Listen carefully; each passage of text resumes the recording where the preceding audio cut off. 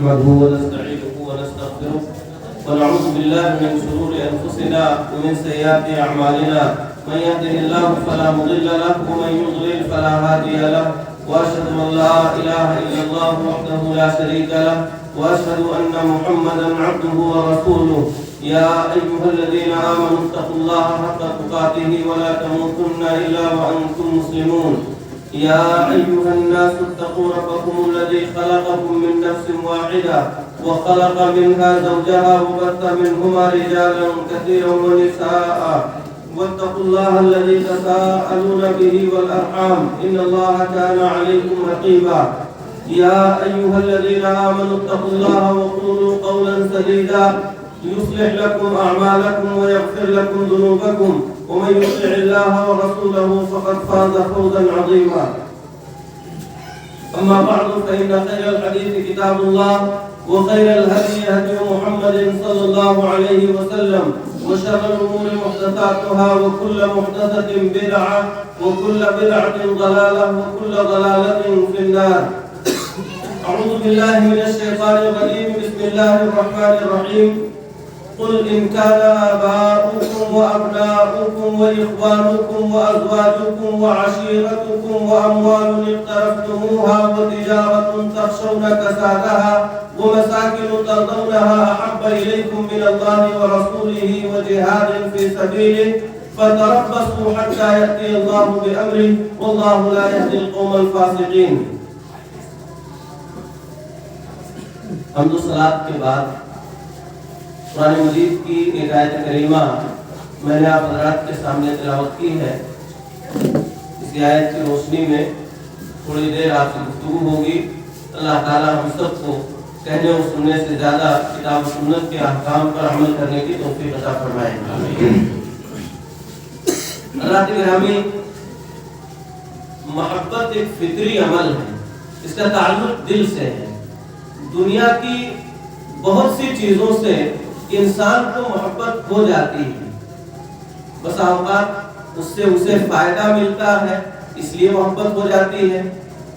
کبھی ایسا ہوتا ہے کہ انسان پر کوئی تکلیف آنے والی ہے، کوئی چیز کوئی شخص اس تکلیف کو دور کر دیتا ہے اس لیے اس سے محبت ہو جاتی ہے. کبھی کبھار ایسا ہوتا ہے کہ ایک آدمی ظاہری طور پر بڑا اچھا ہے، بڑی اچھی شکل و صورت ہے، بڑا اچھا کلام اور گفتگو کرتا ہے، اس وجہ سے ایک آدمی کے اندر اس کی محبت بس جاتی ہے. تو بہت سارے اسباب و عوامل ہیں جن کی بنیاد پر ایک شخص ایک آدمی سے یا ایک چیز سے محبت کرتا ہے.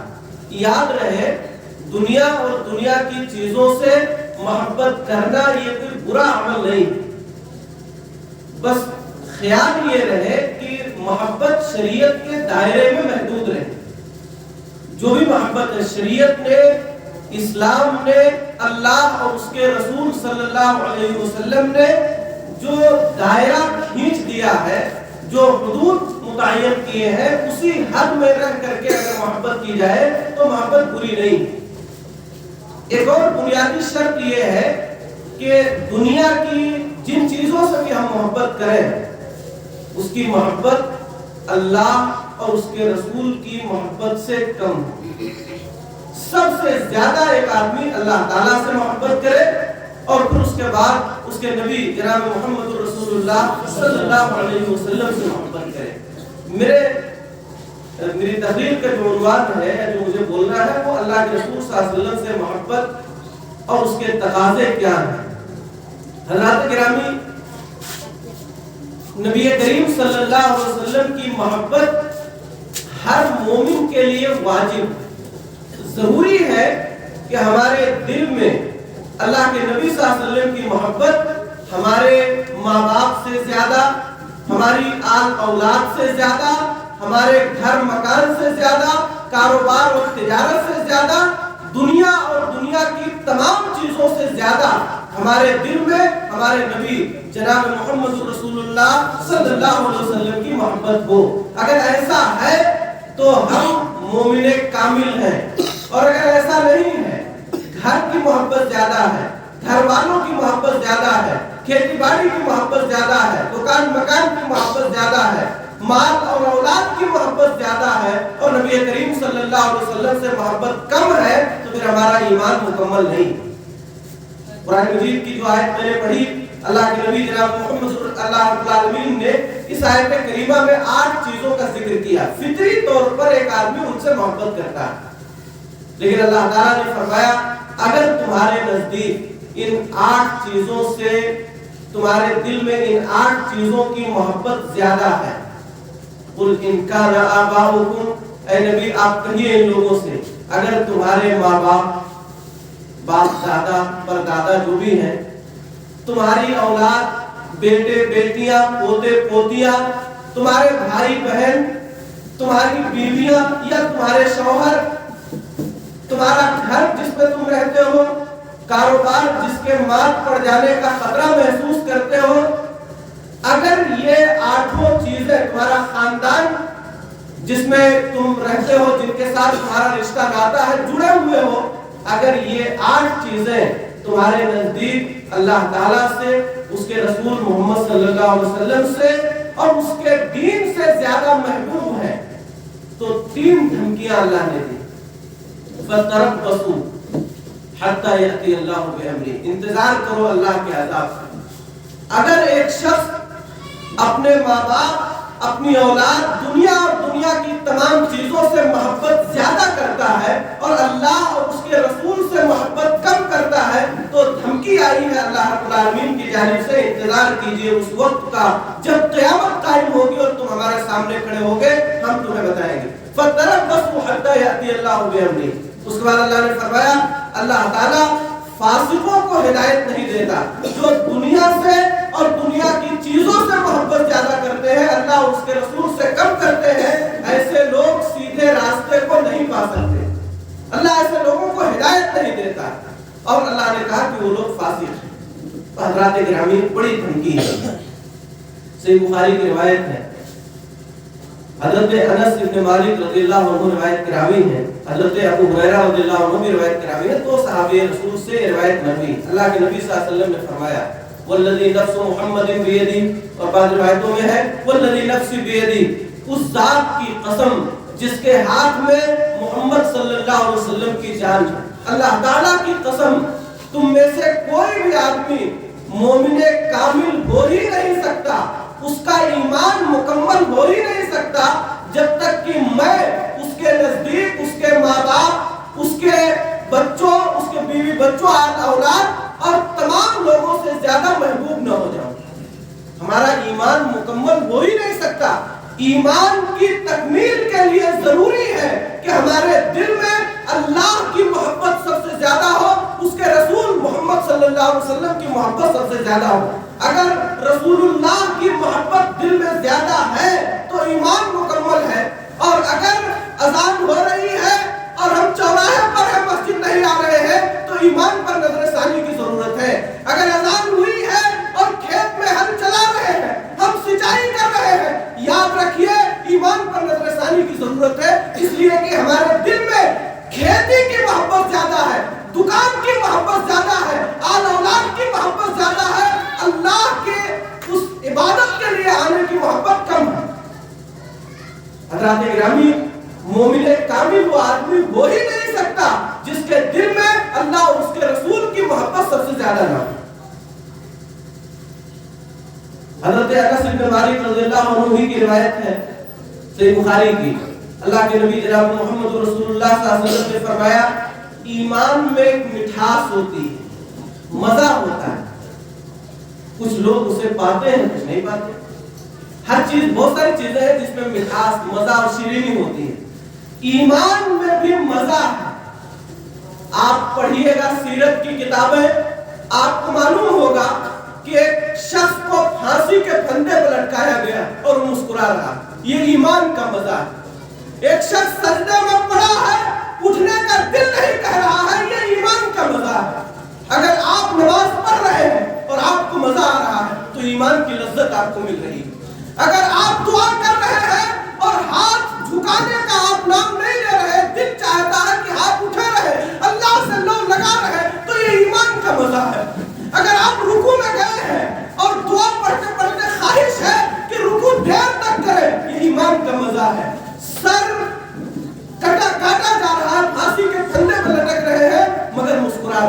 یہ ایمان کا مزہ ہے۔ حضرات گرامی، ایمان میں ایک مزہ ہے، لذت ہے، وہ کب ملتی ہے جب دل میں نبی کائنات جناب محمد رسول اللہ صلی اللہ علیہ وسلم کی محبت نصیب ہوتی ہے۔ ساری دنیا سے زیادہ اللہ کے نبی سے محبت کرنے والا انسان ایمان کی لذت محسوس کرتا ہے۔ سلام من کن فیہ وجد بہن حلاوت الایمان، تین چیزیں ایسی ہیں جس شخص کے اندر ہوں گی وہ ایمان کا مزہ پائے گا۔ وہ نماز پڑھے گا تو اسے مزہ آئے گا، وہ روزہ رکھے گا تو اسے مزہ آئے گا، وہ اللہ کا ذکر کرے گا اسے مزہ آئے گا، وہ کوئی بھی عبادت کرے گا اسے مزہ آئے گا۔ ان میں سب سے پہلی چیز، اس دل میں اللہ اور اس کے رسول کی محبت سب سے زیادہ۔ اگر یہ چیز ہے دل میں تو ایمان کا مزہ ملے گا۔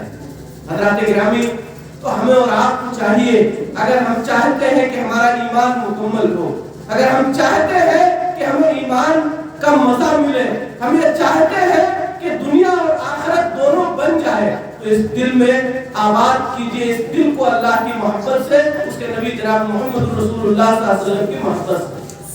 اگر یہ محبت نہیں ہے تو ایمان مکمل نہیں۔ عبداللہ ابن ہشام سے بخاری کی روایت ہے، کہتے ہیں کہ حضرت عمر رضی اللہ تعالیٰ عنہ نے کہا کہ ہم اللہ کے نبی صلی اللہ علیہ وسلم کے ساتھ چل رہے تھے، میرا ہاتھ نبی کریم صلی اللہ علیہ وسلم کے ہاتھ میں تھا۔ تھوڑی دور جانے کے بعد میں نے کہا اللہ کے پاک رسول، میرے نزدیک سب سے زیادہ محبوب اور پسندیدہ آپ کی ذات گرامی ہے سوائے میری جان کی۔ میں سب سے زیادہ، حضرت عمر رضی اللہ تعالیٰ عنہ کہہ رہے ہیں، میں سب سے زیادہ اپنی جان اور اپنے نفس سے محبت کرتا ہوں، اور پھر اس کے بعد سب سے زیادہ محبت آپ کی ہے میرے دل میں۔ اللہ کے نبی صلی اللہ علیہ وسلم نے فرمایا عمر ابھی تمہارا ایمان مکمل نہیں۔ آپ بتائیے اگر حضرت عمر کا ایمان نبی کی محبت سب سے زیادہ نہ ہو تو مکمل نہیں ہو سکتا، ہمارا اور آپ کا ایمان کیا ہوگا؟ ہمارے اور آپ کے ایمان کی حالت کیا ہوگی؟ تھوڑی دور جانے کے بعد کہا اللہ کے پاک رسول، اب آپ میرے نزدیک میری جان سے بھی زیادہ محبوب ہو گئے ہیں۔ نبی کریم صلی اللہ علیہ وسلم نے کہا الآن یا عمر، اے عمر اب کام بنا ہے۔ حضرات گرامی، اللہ کے نبی صلی اللہ علیہ وسلم کی محبت یہ واجب ہے، ضروری ہے، ہر مومن کے لیے واجب ہے کہ وہ اپنے دل میں سب سے زیادہ اللہ کی اور اس کے بعد نبی کریم صلی اللہ علیہ وسلم کی محبت بسائے۔ اگر یہ چیز آپ نے اپنے دل میں بسا لیا تو بڑے فائدے ہیں، جنت ملے گی۔ وہ لوگ جو اللہ سے، اس کے رسول محمد صلی اللہ علیہ وسلم سے محبت کرتے ہیں، ان کی دنیا بھی بنے گی اور آخرت میں انہیں جنت ملے گی، اور جنت میں نبی کریم صلی اللہ علیہ وسلم کا ساتھ ملے گا۔ اس سے بڑی خوش نصیبی اور کیا ہو سکتی ہے؟ صحیح بخاری کی روایت، ایک صحابی رسول آئے اللہ کے نبی جناب محمد رسول اللہ صلی اللہ علیہ وسلم کے پاس، کہا اللہ کے پاک رسول متی الساعہ، قیامت کب آئے گی؟ قیامت کب آئے گی؟ نبی کریم صلی اللہ علیہ وسلم نے ان سے پوچھا، سوال دہرایا، اب آپ نے ایک سوال کر لیا، ما اعددت لہا، قیامت کب آئے گی یہ پوچھنے والے ذرا بتا انہیں قیامت کے لیے تیاری کیا کی؟ تیرے پاس نیکیاں کتنی، نماز، روزہ، حج، زکات، قیامت کے لیے تیری تیاری کیا ہے؟ اس شخص نے کہا اللہ کے پاک رسول بہت زیادہ نفلی نمازیں نہیں، بہت زیادہ نفلی روزے نہیں ہیں، بہت عبادت میری جھولی اور میرے دامن میں نہیں ہے، ہاں ایک چیز ہے وَلَكِنِّي أُحِبُّ اللَّهَ وَرَسُولَهُ، ہاں نماز زیادہ نہیں ہے، بہت زیادہ نفلی روزے نہیں ہے، بہت زیادہ صدقہ و خیرات نہیں کیا ہے، لیکن اس دل میں اللہ کی اور اس کے رسول کی محبت بھری ہوئی۔ وَلَكِنِّي أُحِبُّ اللَّهَ وَرَسُولَهُ، میں اللہ سے اور اس کے رسول سے محبت کرتا ہوں، یہ ایک سرمایہ ہے میرے پاس، ایک دولت۔ نبی کریم صلی اللہ علیہ وسلم نے فرمایا انت مع من احببت، سنو تم انہی کے ساتھ ہوگے جن سے تم محبت کر رہے ہو۔ حضرات گرامی، اگر اس دل میں نبی کریم صلی اللہ علیہ وسلم کی محبت آپ نے بسا دی، یاد رکھیے دنیا بھی بنے گی اور آخرت میں اللہ رب العالمین نبی کریم صلی اللہ علیہ وسلم کا ساتھ ہمیں نصیب فرمائے گا۔ سنن ترمذی کی حضرت انس بن مالک رضی اللہ عنہ کی روایت ہے، کہتے ہیں اللہ کے نبی جناب محمد رسول اللہ صلی اللہ علیہ وسلم نے مجھ سے ایک دن کہا، اے میرے پیارے اگر تم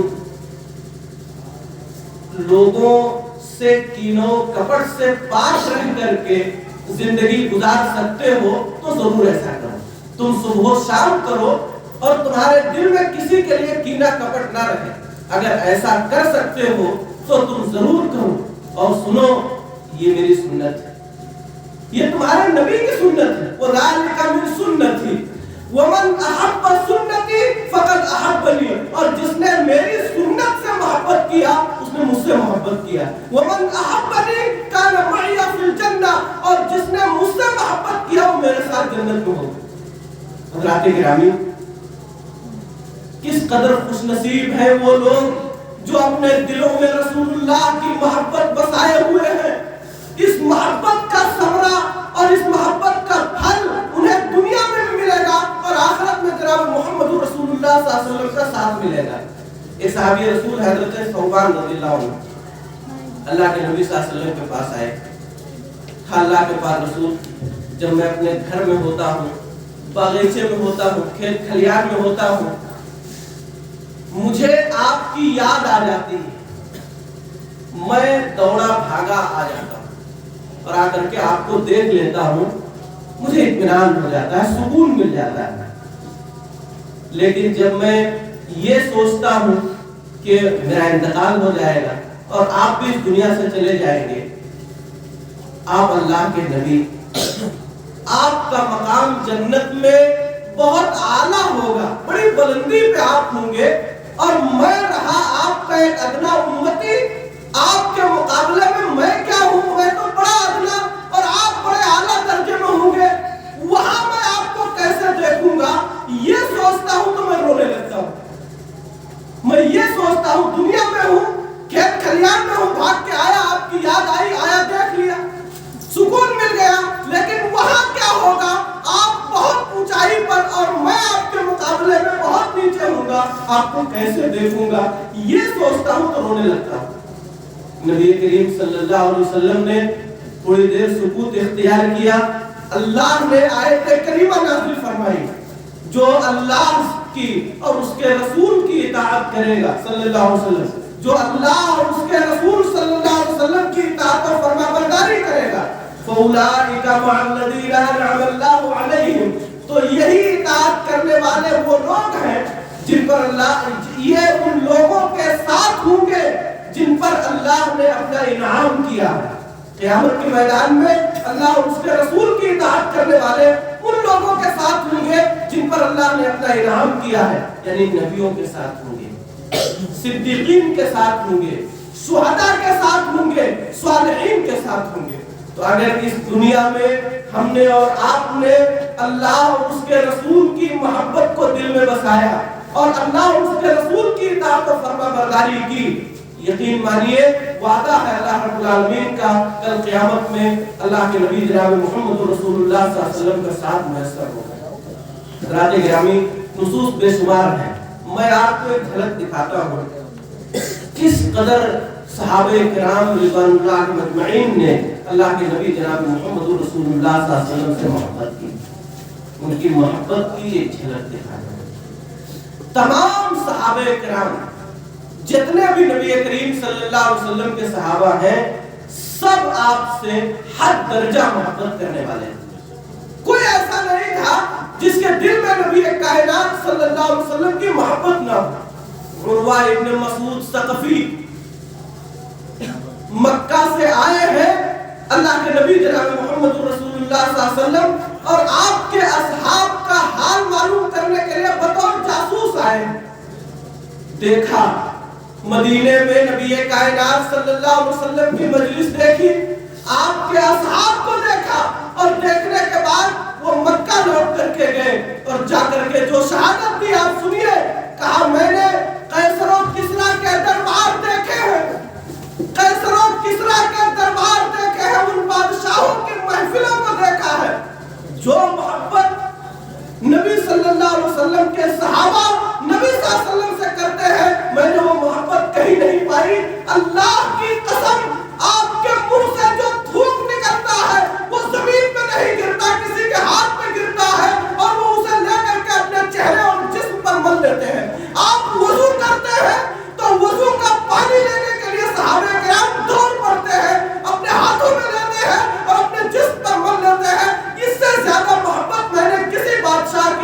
دربار میں نہیں دیکھی۔ یہ محبت تھی صحابہ کرام کی اللہ کے نبی جناب محمد رسول اللہ صلی اللہ علیہ وسلم سے۔ حضرت علی رضی اللہ تعالیٰ عنہ سے پوچھا گیا کہ اللہ کے نبی صلی اللہ علیہ وسلم سے آپ محبت کیسی کرتے ہیں، کوئی مثال دیجیے، بتائیے۔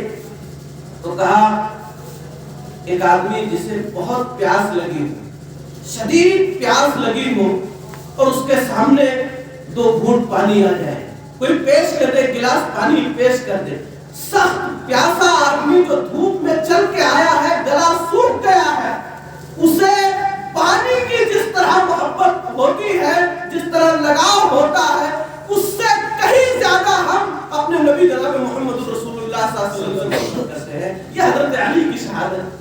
حضرات گرامی، تمام صحابہ کرام بلا تفریق اللہ کے نبی جناب محمد رسول اللہ صلی اللہ علیہ وسلم سے حد درجہ محبت کرنے والے۔